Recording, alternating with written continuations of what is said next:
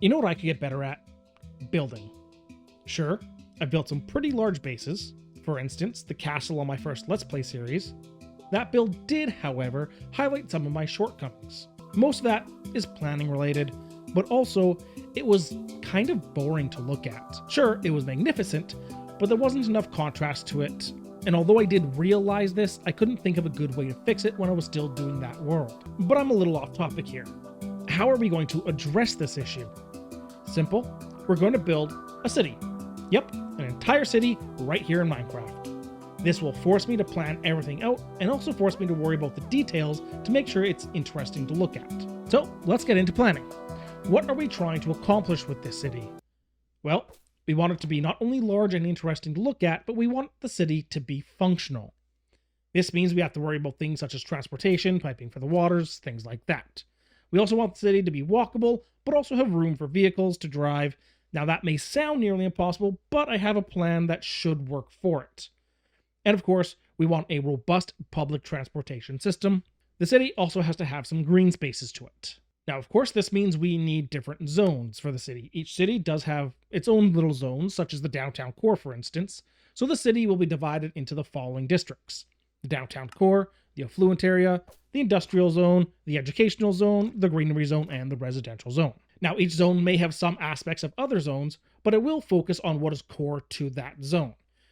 Each zone will also have a sort of anchor. That's a main feature that embodies what the zone is about, as well as being a functional piece to the zone. For instance, the downtown core might be a sports arena. So we need to figure out what each zone's anchor will be. We also need to divide the city into each zone, and then we need to plan out each zone, where the streets are going to be, where the buildings are going to be, those kind of things. Next, we have to decide how large we are going to make the city. Too small, and there won't be enough room to make it a proper scale, but too large, and it will take too long to complete. With that being said, I've decided to make it a 3x3 map area, and I've already laid out that zone behind me. Also, I have this map board. Sadly, maps don't auto-update in Minecraft, and so I'm relegated to updating the maps at the end of each video. Okay, I've done a little bit of planning here, and I've made an executive decision. There is not going to be a greenery zone. I thought about it, and cities don't typically have entire zones dedicated to parks and stuff. Still, each zone will have its own green spaces, a sort of mini green zones, if you will. That being said, I've laid out the respective zones. Also, I've created some quick travel buttons to get to a top view and back very easily. So of course, the center zone will be the downtown core, and then we have the affluent area, the residential zone, the educational area, and the industrial zone. The next thing we have to figure out is the grid system. That is the series of streets and spaces for all the buildings. And with a snap of our fingers, here's our grid system. Now, it's worth noting a couple of things here. First, it's not perfectly centered, but that's okay. It will add a little bit of imperfection to the city, which I think will make the city feel more real. Second, this serves as a rough guide only. Yes, most buildings will fit into that grid system, but for instance, the sports arena we will be building downtown will take up more than one grid square. We can also make buildings that extend and move the streets a little bit, things like that. This just serves as sort of a rough layout so that we can properly number our streets and avenues and have a rough plan going forward. Before we dive into the next step, it's worth noting here that as I was planning out the grid system here, I started to worry that the scale wasn't going to be big enough and that this was going to need to be much, much bigger in order to make it feel like a city. So I did the best thing I could have when those thoughts crept up. I took a nap. I woke up and I took a break, let the mind work on it a little bit, and I think it's going to work just fine. Don't get me wrong, I do still have some reservations about the scale. Still, I'm reasonably sure that I can make it work at the current scale. That is a very important planning lesson. Don't let a knee-jerk thought or reaction cause you to make drastic changes to your plan.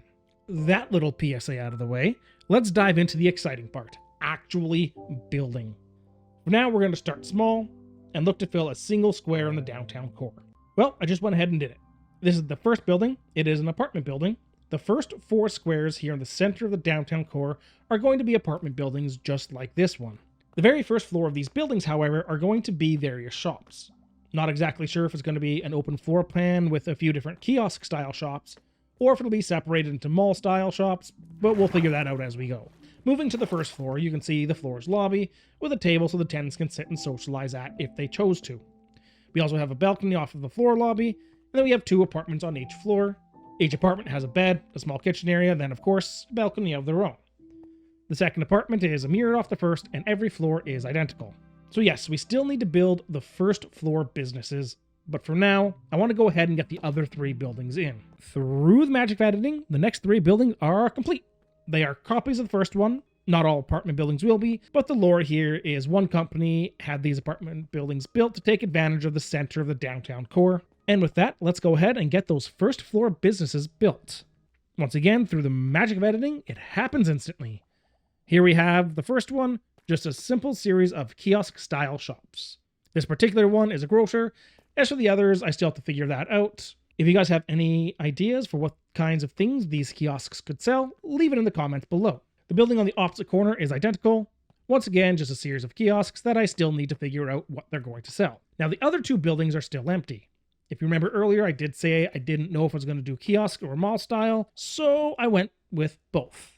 So these 2 buildings will have mall style shops, and we will decide what they're going to sell. But before we can do that, we have to actually build it. So I'm going to go ahead and do that now. Once again, instant for you guys, but not for me. Here we have the mall style shops. In through the door here, we have 3 individual shops in each of the 2 buildings, complete with glass walls and doors. And inside each shop, we have what I'm going to generously call display cases here. May need to do a little bit of work on these, but for now, they're roughly installed. I think one of these shops is going to be a jeweler, but as for the other ones, I don't know yet. But again, if you guys have any suggestions, do feel free to leave that in the comments below. And with that, I do think it's time to wrap it up here. This video is going to be shorter than I wanted to make the episodes of this series, but I spent more time on the original planning and thinking things out, so hopefully the others will be longer. Let me know what you guys think of this in the comments below, and don't forget to hit that subscribe button so you don't miss the next one. And remember, everybody, there is more than a dozen humans on Earth.